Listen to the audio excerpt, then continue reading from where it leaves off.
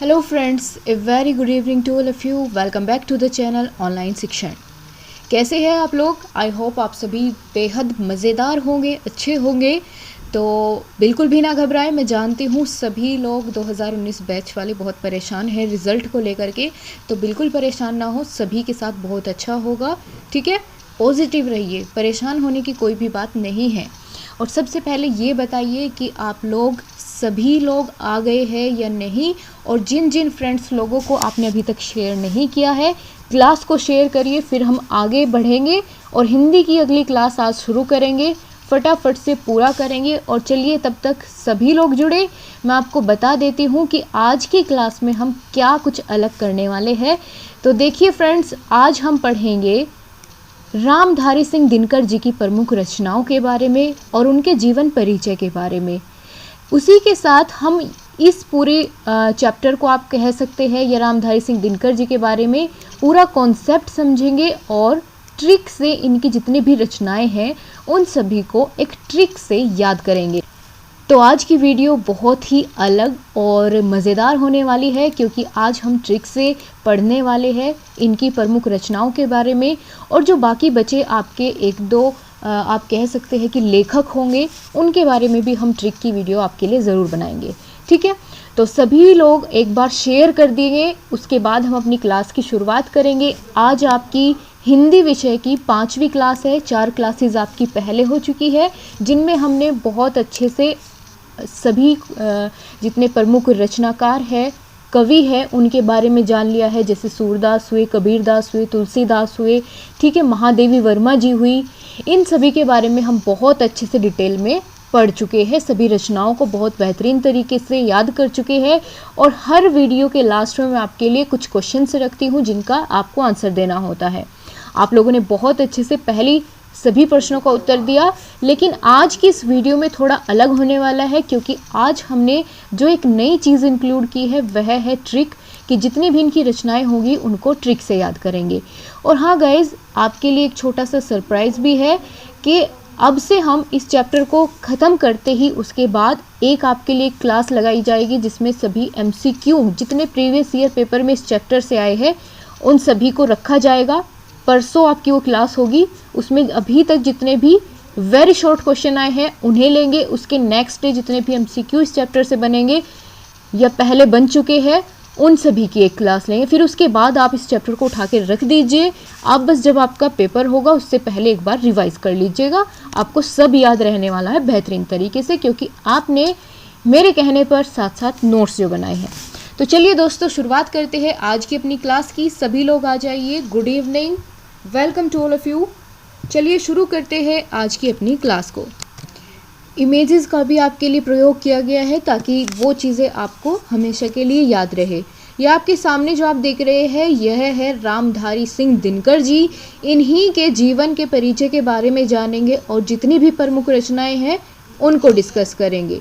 अब यहाँ पे आप देखेंगे कि सबसे पहले आपको देखना है कि जिनके बारे में हम बात कर रहे हैं, यानी रामधारी सिंह दिनकर जी। जन्म कब हुआ था इनका?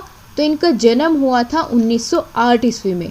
डेट नहीं, आपको सिर्फ सन याद रखना है। जन्म कब होता है? 1908 ईस्वी में। कहाँ? बिहार के मुंगेर में। रामधारी सिंह दिनकर जी का जन्म बिहार के मुंगेर में हुआ। कब हुआ? 1908 ईस्वी में। पिताजी का क्या नाम था?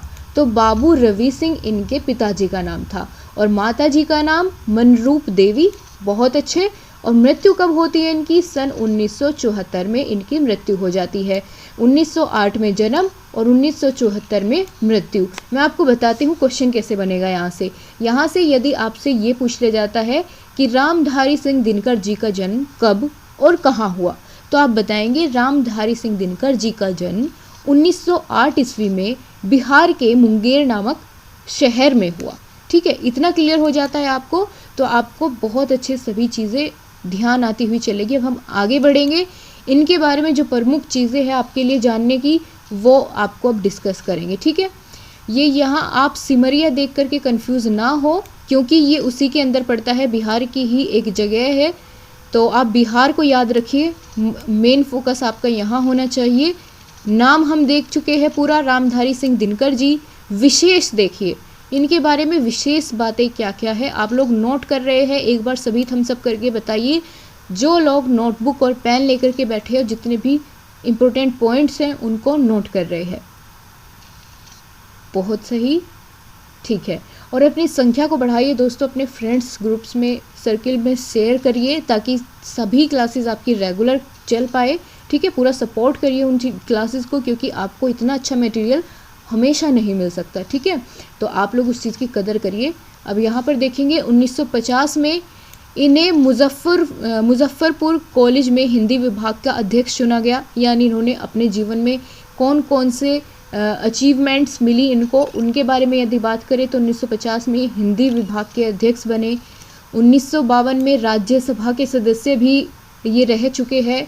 छायावादी और आधुनिक युग के एक महान लेखक रामधारी सिंह दिनकर जी थे। कार्य क्षेत्र की अगर बात करें तो इन्होंने गद्य और पद दोनों ही विद्याओं में कार्य किया है। ठीक है, गद्य में भी और पद में भी। अब चलिए इनके बारे में और कुछ जो प्रमुख बातें हैं वो यहाँ हैं। इनकी प्रमुख रचनाएं कौन कौन सी है, इनकी प्रमुख रचनाएं अगर उसकी बात करें तो यहाँ पर जो सबसे प्रमुख है वही लिखी है, बाकी और भी है इससे अलग, उसकी भी बात करेंगे ताकि आपको याद रहे यदि आपसे पेपर में पूछ ली जाए। तो जैसे संस्कृति के 4 अध्याय, भारत संस्कृति की एकता और हुंकार, इनमें आपकी जो संस्कृति के 4 अध्याय ये वाली रचना है बहुत पूछी जाती है। हुंकार बहुत पूछी जाती है, इन पर तो इनको पुरस्कार भी दिया गया, तो आपको ये ध्यान रखनी है बहुत अच्छे से। ठीक है, संस्कृति के 4 अध्याय के रचनाकार कौन है, तो आप क्या बताएंगे, रामधारी सिंह दिनकर जी। हुंकार के भी और भी काफ़ी सारी है, उनको ट्रिक से याद करेंगे, आपको यहाँ मैं नहीं बताऊंगी ताकि आपको प्रेशर फील ना हो। मृत्यु हमने देख लिया था कब हुई। पुरस्कार देखिए दोस्तों, यहाँ पर पुरस्कार किस किस पुरस्कार से इनको नवाजा गया और कब मिले। पद्म भूषण मिला इनको 1959 में, और भारतीय ज्ञानपीठ पुरस्कार बहुत बड़ा पुरस्कार होता है इस क्षेत्र में, 1972 में इनको दिया गया। पद्म भूषण कब, 1959 को, और भारतीय ज्ञानपीठ पुरस्कार 1972 को इनको दिया गया। अब चलिए यहाँ पर हम आगे देखेंगे इनकी प्रमुख रचनाएं और कौन कौन सी है। यानी यदि बांट लिया जाए कि निबंध कौन से है प्रमुख, इनकी काव्य ग्रंथ कौन से है, तो इस तरीके से इनको यहाँ पर डिफ्रेंशिएट किया गया है ताकि सभी चीज़ें अलग अलग आप देख पाएँ। ठीक है, सबसे लास्ट में इसी के तुरंत बाद आपकी ट्रिक आ जाएगी और ट्रिक से हम इनको बहुत अच्छे से याद करेंगे। देखिए दोस्तों, यदि निबंध संग्रह की बात करें तो उनमें प्रमुख है मिट्टी की ओर, अर्ध नारीश्वर, रेती के फूल और उजली आग। ये सभी क्या है, इनके निबंध है। काव्य की अगर बात करें तो बहुत फेमस काव्य है रेणुका, हुंकार, सामधेनी, ठीक है, कुरुक्षेत्र, उर्वशी बहुत ही महत्वपूर्ण है। उर्वशी किसकी रचना है, रामधारी सिंह दिनकर जी की। एक क्या है, परशुराम की प्रतीक्षा, क्लियर। और रश्मि रथी, याद है ना आपको ये रश्मि रथी, कुरुक्षेत्र, रूपवंती, रेणुका, हुंकार। अभी आप सिर्फ एक बार माइंड में इमेज बनाते हुए चलिए, याद तो हम ट्रिक से ही करेंगे। संस्कृति ग्रंथ कौन कौन से हैं, तो संस्कृति के 4 अध्याय और भारत संस्कृति की एकता। आलोचना ग्रंथ की अगर बात करें तो शुद्ध कविता की खोज, ये इनकी आलोचना ग्रंथ है। अब यहाँ पर हम बढ़ते हैं और ट्रिक से पढ़ेंगे दोस्तों। रामधारी सिंह दिनकर की रचनाओं को याद करने की बहुत ही मज़ेदार ट्रिक अब आपके सामने आने वाली है। पहले सभी लोग समझेंगे, उसके बाद नोट करेंगे। ठीक है, तो ये देखिए, आपको ये सिर्फ 4 लाइन याद रखनी है। 2-3 बार आप पढ़ेंगे तो आपको खुद ही याद हो जाएगी। जैसे दिनकर की प्रतीक्षा, कुरुक्षेत्र में हुंकार, रश्मि के रथ में रेणुका, उर्वशी के अध्याय 4। एक बार और मेरे साथ आप लोग पढ़िए, फिर मैं आपको इसका मतलब समझाऊंगी कि इसका मतलब क्या है। दिनकर की प्रतीक्षा, कुरुक्षेत्र में हुंकार, रश्मि के रथ में रेणुका, उर्वशी के अध्याय 4। सभी ने मेरे साथ बोला, ठीक है, बहुत अच्छे। अब हम क्या करेंगे, इसका मतलब समझेंगे। देखिए, ये बताइए सबसे पहले तो मैं आपको किसकी रचनाओं के बारे में बता रही हूँ। मैं आपको बता रही हूँ रामधारी सिंह दिनकर की। ठीक है, तो दिनकर से क्या मतलब है कि हम दिनकर की रचनाएं पढ़ रहे हैं। ठीक है, इससे आपको बिल्कुल रिलेट करने में कोई भी प्रॉब्लम नहीं होगी, आपको पता चल जाएगा एकदम कि हम किसकी बात कर रहे हैं।